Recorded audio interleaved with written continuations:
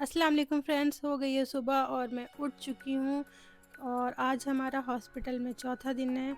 और जैसे ही मैं सुबह उठी मैंने देखा कि हस्बैंड को बॉटल लग चुकी थी। नर्स लोग आकर के उनको बॉटल लगा दिए थे और देख कर के थोड़ा सा मन अजीब सा होने लग गया। और फिर मैंने देखा कि नाश्ता भी आ चुका था और मैंने अपने बैग से निकाला ब्रश और पेस्ट। ये छोटा सा पैक लेकर आई थी और फिर हस्बैंड को उठाया और फिर मैंने उनको नाश्ता करवाया और मैंने खुद भी नाश्ता किया। और उनकी हालत तो अजीब सी हो रखी है, देख सकते हो आप लोग। और फिर ये नाश्ता करे उसके तुरंत बाद फिर डॉक्टर की टीम आ गई, मतलब नर्स लोग आ गए और फिर उन्होंने इनका ब्लड सैंपल वगैरह लिया। और बार बार ऐसा सब देख देख के मुझे इतना अजीब सा लग रहा था कि मतलब मैं कैसे करूं। मैं देख नहीं पा रही थी कि मतलब ये क्या हो रहा है। बार बार ब्लड निकाला जा रहा, कहीं उंगली से निकाल रहे, कहीं हाथ से निकाल रहे। मतलब इतना ज़्यादा टेस्ट हो रहा था इनका। और उतनी ज़्यादा प्रॉब्लम नहीं थी इनको जितने ज़्यादा इनके टेस्ट वगैरह हो रहे थे। और सारी ड्रिप वगैरह चढ़वा के हम थोड़ा सा निकल गए थे बाहर। अभी हम लोग जा रहे हैं मेरे मामू के घर, हॉस्पिटल से निकल चुके हैं।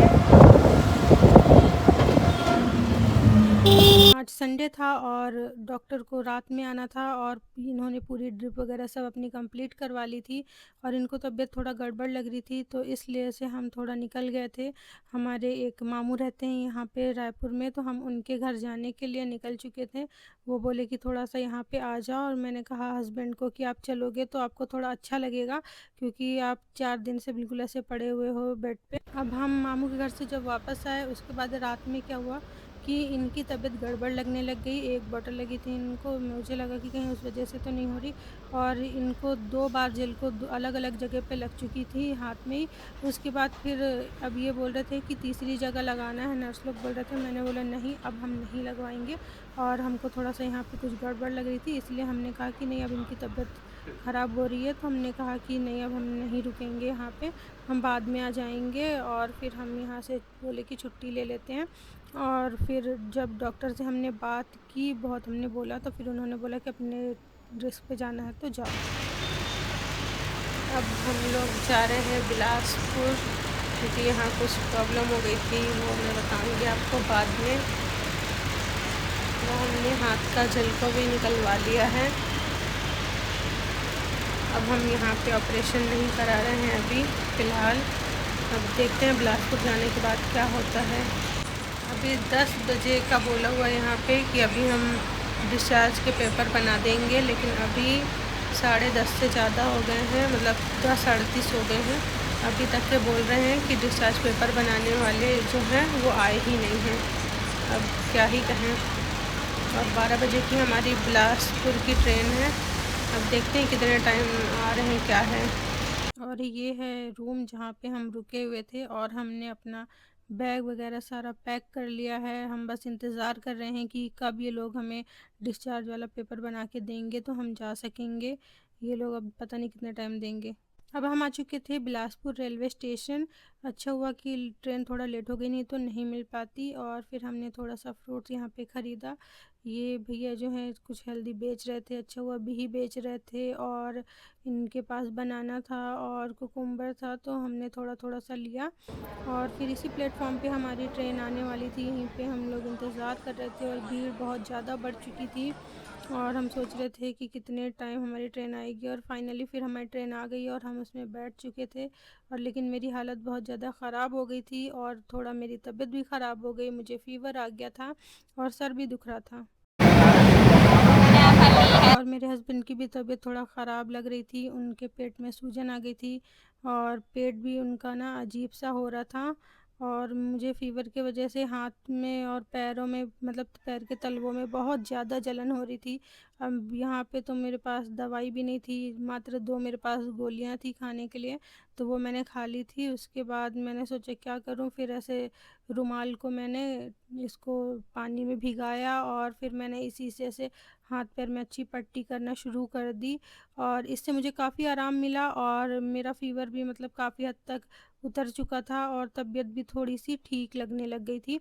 मतलब ऐसा लग रहा था कि हाँ, अब मैं आराम से यहाँ से चल सकती हूँ, और नहीं तो मेरी खड़ी होने की भी बिल्कुल भी हिम्मत नहीं हो रही थी। और मेन 3-4 दिन की ऐसी थकान हो गई, इसकी वजह से भी मतलब फ़ीवर आ गया था मुझे। और ये पट्टी वाला मुझे बताया था एक डॉक्टर ने, क्योंकि जब मेरा बेटा छोटा था तो उन्होंने बताया था कि इसको ना पूरे बॉडी में इसकी पट्टी करो, और बहुत अच्छे से बोले जल्दी से इसका बुखार उतर जाएगा। तो फिर मैंने यही चीज़ें की, और फिर मुझे थोड़ा सा ध्यान था तो मैंने कहा कि यही जुगाड़ करती हूँ। अब मेरे पास तो कुछ गोली दवा है नहीं, और फिर अभी बिलासपुर जा रही हूँ तो कम से कम एक दिन तो यहाँ पे लग जाएगा मुझे। और फिर यहाँ पे ये देखिए बहुत ज़्यादा बारिश भी हो रही थी, और ये पुल एकदम पूरा भर चुका था, ये बारिश का पूरा पानी, और इसके ऊपर से ट्रेन जा रही है। और मेरे हस्बैंड भी टाइम पास कर रहे थे, उनकी भी तबीयत उतनी सही नहीं थी, और फिर वो मेरी वीडियो बना रहे थे छुप छुप करके। और फिर उसके बाद में ऐसे चना वाला आया, और फिर हमने सोचा कि थोड़ा सा ले लेते हैं।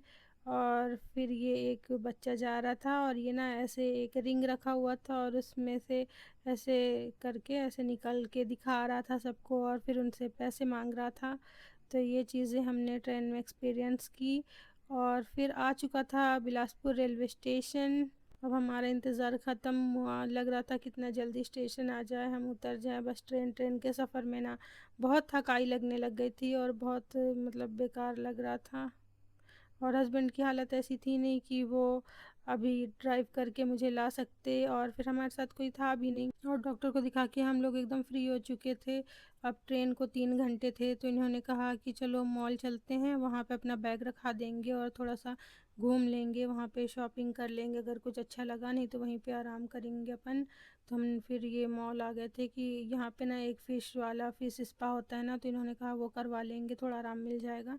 तो मैंने कहा चलो ठीक है चलते हैं। फिर हमने यहाँ से कुछ कुछ चीज़ें देखी हमने यहाँ पे। और ये बिलासपुर का मैग्नेटो मॉल है, और यहाँ पे वैसे काफ़ी चीज़ें अच्छी थी, और ये बच्चों के लिए था। और फिर हमने ये ब्लू झोले में जो चीज़ें ख़रीदी वो है।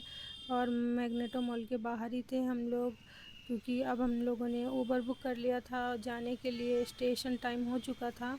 और ये भैया ऐसे रोज़ लेकर के खड़े थे, मुझे लगा शायद मेरे हस्बैंड मेरे लिए लेंगे, लेकिन उन्होंने नहीं लिया। और फिर हम लोग आ चुके थे यहाँ रेलवे स्टेशन।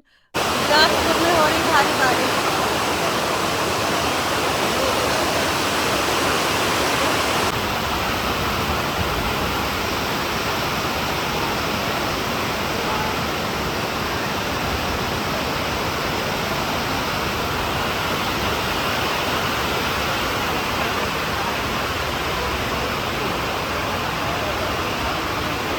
और यहाँ पे बहुत तेज़ बारिश हो रही थी, और हमारे मोबाइल में भी ना मतलब अलर्ट आया था कि भारी बारिश होगी और तूफ़ान वगैरह आएंगे। इसके लिए अचानक से फ़ोन बहुत तेज़ तेज़ वाइब्रेट होने लग गया था। फिर मैंने देखा, मुझे समझ नहीं आया, फिर अचानक से पता चला। और फिर ना काफ़ी लोग भीग भी चुके थे, और जो लोग यहाँ पे थे ना, ये बोरे वगैरह पूरे रखे हुए इधर की साइड थे, वो लोग बस बचे हुए थे। और काफ़ी लोग बोरे के ऊपर ही बैठ जा रहे थे अपनी जान बचाने के लिए, क्योंकि नहीं तो फिर भीग जाएंगे, और बरसात का दिन है, बीमार पड़ते सब लोग। और बहुत जगह पूरा ऐसे गीला हो जा रहा था। और फिर ये कहाँ यहाँ पे की बहुत सारी छत भी चू रही थी। और ये बच्ची ना छोटी सी, एक तो एकदम छोटा सा बच्चा ऐसे ले करके, और ये घूम रही थी ऐसे, और बच्चा भी भीग रहा था और ये बच्ची भी भीग रही थी। और मैं इसको बहुत गौर से देख रही थी कि इनके पेरेंट्स कहाँ हैं, इनको रख लेते अच्छे से अपने पास, क्योंकि ये लोग ना ऐसे स्टेशन में परेशान हो रहे थे, इधर से उधर भाग रहे थे। इतनी तेज बारिश हो रही है अभी बिलासपुर में। और अभी हमारी ट्रेन आने वाली है, पता नहीं अब ये सुनाई दे रहा है कैमरे में कि नहीं दे रहा है। बहुत तेज अभी बारिश हो रही है, और लोग बहुत परेशान हो रहे हैं यहाँ पे। अब ये पूरा जगह ना आधा से ज़्यादा पूरा गीला हो चुका है।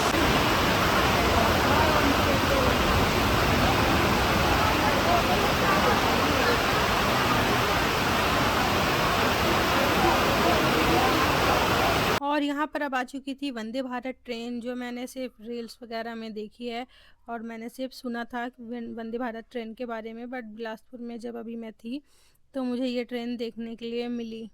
वैसे ये काफ़ी हद मतलब बहुत अच्छी लग रही थी ये ट्रेन। इस ट्रेन के बारे में मैंने सिर्फ सुना था और आज देख भी लिया।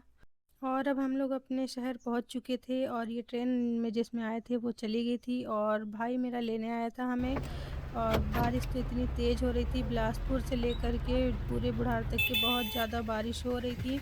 और रात को हम लोग ना 1 बजे पहुँचे थे। तो चलिए मिलते हैं नेक्स्ट वीडियो में, तब तक के लिए अल्लाह हाफ़िज़।